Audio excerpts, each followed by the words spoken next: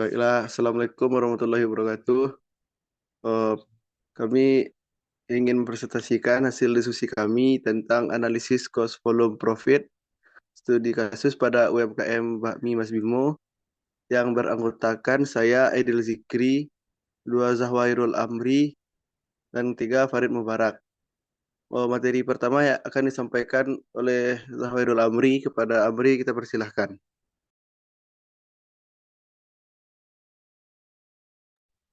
Baiklah, terima kasih moderator. Yang pertama, analisis cost volume profit pada UMKM Bakmi Mas Bimo.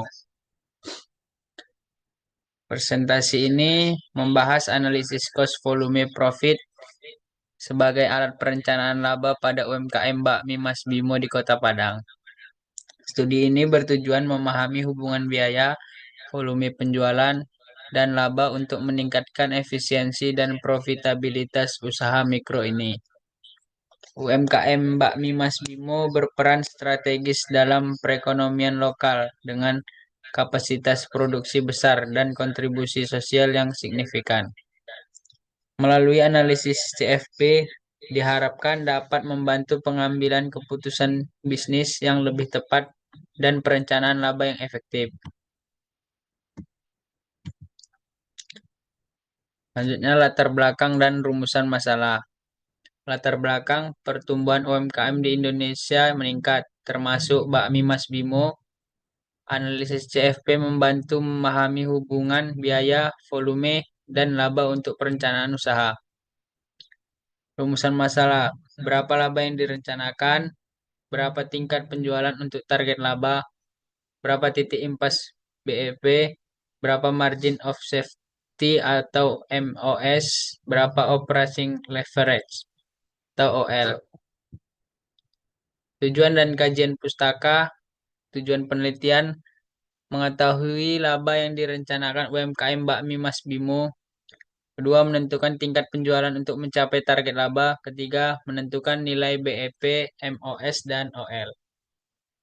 Kajian pustaka, biaya diklasifikasikan sebagai tetap dan variabel. Volume penjualan berpengaruh besar pada laba. Analisis CFP mengkaji hubungan biaya, volume, dan laba menggunakan alat seperti BEP, MOS, CM, dan OL. Data penjualan dan biaya UMKM Bakmi Mas Bimo. Satu, data penjualan.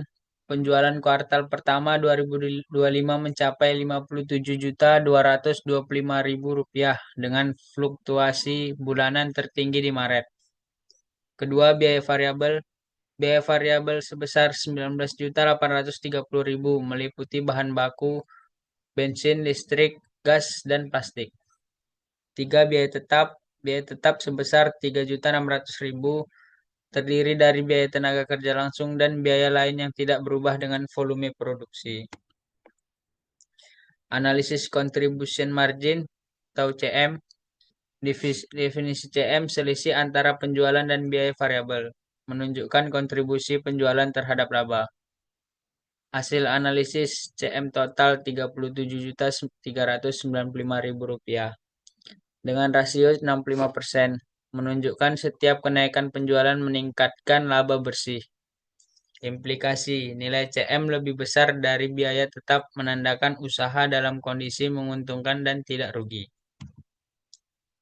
Break-even point dan margin of safety.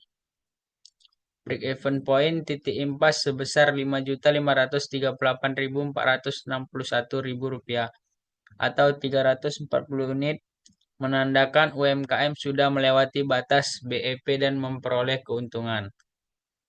MOS margin of safety sebesar Rp51.686.539 atau 90% menunjukkan risiko kerugian rendah dan kondisi usaha aman. Operating leverage dan implikasinya. Definisi OL, ukuran sensitivitas laba operasi terhadap perubahan penjualan dalam nilai rupiah. Hasil OL, tingkat leverage operasi sebesar 1,1065. Artinya kenaikan penjualan 1% berpotensi menaikkan laba sebesar laba 11%. Manfaat OL tinggi menunjukkan efisiensi dan potensi pertumbuhan laba yang signifikan dari peningkatan penjualan. Perencanaan laba kuartal 2 tahun 2025. Satu, target laba. Laba kuartal 2 ditargetkan naik 10% menjadi Rp34.174.500 dari laba kuartal 1.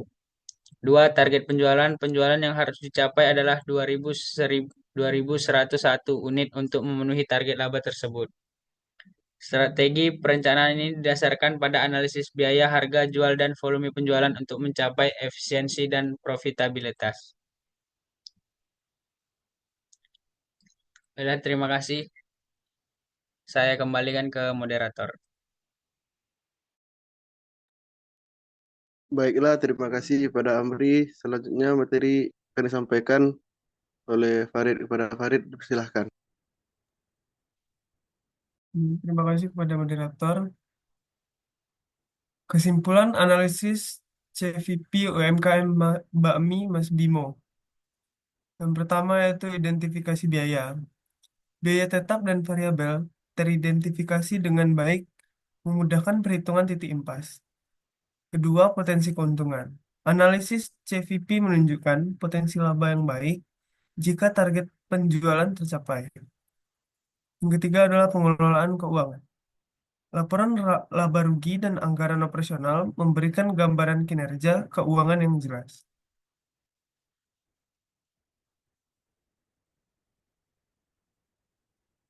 Selanjutnya, saran untuk mengembangkan UMKM Bakmi Mas Bimo. Yang pertama yaitu pencatatan keuangan rutin dengan tujuan mempermudah evaluasi dan pengambilan keputusan usaha. Yang kedua, meningkatkan efisiensi biaya tanpa mengurangi kualitas produk untuk meningkatkan profitabilitas. Yang ketiga adalah promosi efek aktif, yaitu melalui media sosial dan kerjasama platform online food delivery untuk meningkatkan penjualan. Yang keempat adalah evaluasi berkala, yaitu menetapkan target penjualan realistis berdasar data historis. Yang terakhir, pengembangan produk, yaitu menambahkan varian menu sebagai strategi diversifikasi untuk menarik pelanggan baru. Baik, terima kasih kepada Farid. Dan itu yang dapat kami sampaikan. Eh, Assalamualaikum warahmatullahi wabarakatuh. Masuk. Nanti kalau rekamnya